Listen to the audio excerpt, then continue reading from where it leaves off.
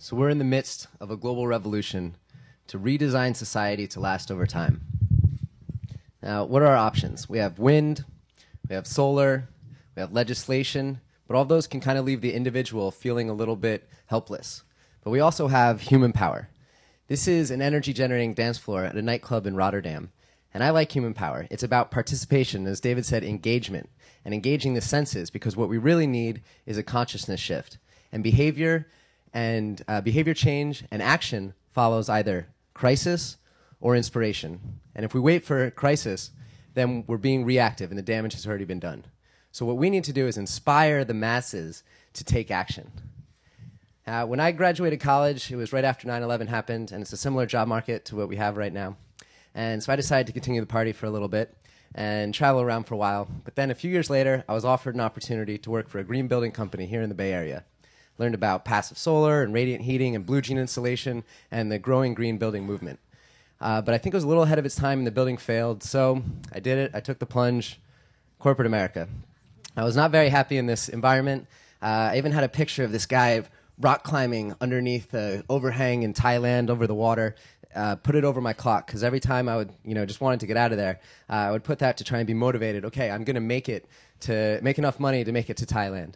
While I was working there, I came across this guy, Paul Hemming, who had the vision for a space that was an urban community center with a nightclub, restaurant, recording studios, gallery space, yoga, and all with a sustainable focus. And I was in.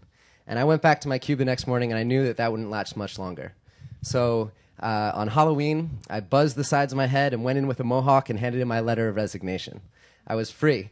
This was actually the building in the background where I used to work. And during my commute, I'd see that and just thought it looked like so much fun to go there and climb. So in the same week, I moved out of my place in Pacific Heights, quit my job at Yahoo, and moved in and started working here at the Zen compound. So quite a contrast. And it's a wonderful space filled with all these beautiful and creative environments. And it made such a difference because we were just free-flowing ideas of how we were going to implement this vision and how we were going to try and make a difference in society, and fusing together education and entertainment. And if you can take a look here, these are some of Google's international offices. And they know a little bit about innovation. And they also know that a space can aid in the creation of an idea. And if you check this one out on the middle on the far side, they actually made a space that looks like a restaurant inside of their workspace. You can see it's still an office building by looking at the top. And so that was the goal. Here we're going to try and make a green nightclub. What does that mean? By the traditional wasteful nature of the nightclub industry, we started to look at getting an energy audit and a waste audit. And we discovered that we could save $40,000 a year simply by implementing green initiatives, things that were efficient. And it's because compost and recycling can be sold by the waste company for money, and landfill costs money to dump. And also because nightclubs use their power at night when it's on a supply and demand schedule, that it's cheaper. So that was about reducing our negative impacts. And that's what CSR, corporate social responsibility, has largely been about. But we're seeing and hoping that the future evolution of business is about corporate social engagement, which isn't just about doing as little harm as possible, but let's do as much good as possible with the assets that we possess. And for us, that was hosting events and letting people use our space. So we started to gain social capital. And it's not just about the money. It's about contributing what you have to offer. And I wound up landing myself on a Business Council on Climate Change panel on the top of the DeYoung with the UN, the Department of the Environment, PG&E, and this kid from a nightclub.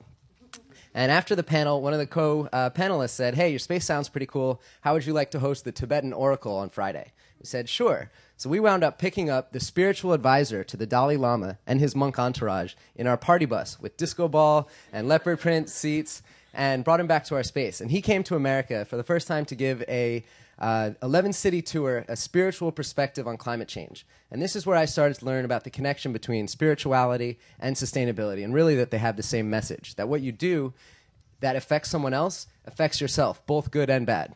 So we got to take them around to San Francisco, introduce them to people, and it was really a wonderful experience. And I think that's when I really started to become a Jubu, a Jewish Buddhist. So another gift came from this talk. I got invited to Asia to go to the CSR Asia conference, and coincidentally, I boarded the plane to go on my first trip to Asia on Halloween, one day after I handed in my letter of resignation. And it was in Hong Kong, so I made it to Thailand and got to the beach, the same beach, Krabi Beach, that was on my computer. And it wasn't about pursuing money that got me there. So back in San Francisco, I got a call from one of our competitive nightclubs, also here in Soma, Supper Club. And they said, hey, what's all this green stuff you're doing? We want to do that too. We have an event in 2 weeks. Can we be green by then? And said, instead of saying, no, we're the green nightclub, he said, sure. Went over there and helped them get sorted with their waste management, got them a rate adjustment on their electricity, and saved them about $12,000 in only 10 hours of work. And that was very eye-opening to me of the possibilities of the exponential impact that you can have by working with other organizations. And I set out to just share these best practices with the rest of the industry, working with the Chamber of Commerce and the Mayor's Office and utilities to try and get this message out.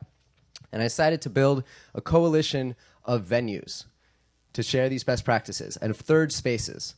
Now, the third space is a concept by urban sociologist Ray Oldenburg that says that there's people spend time in their homes as the first space, their work is the second, and the third space is the social space. It's community, it's where new ideas and conversations happen, and it's where movements have historically come out of. It's bars, nightclubs, restaurants, cafes, convention centers, stadiums, and every ethnicity has them. They're ubiquitous throughout different cultures, and it's where culture is consumed and therefore behavior is shaped.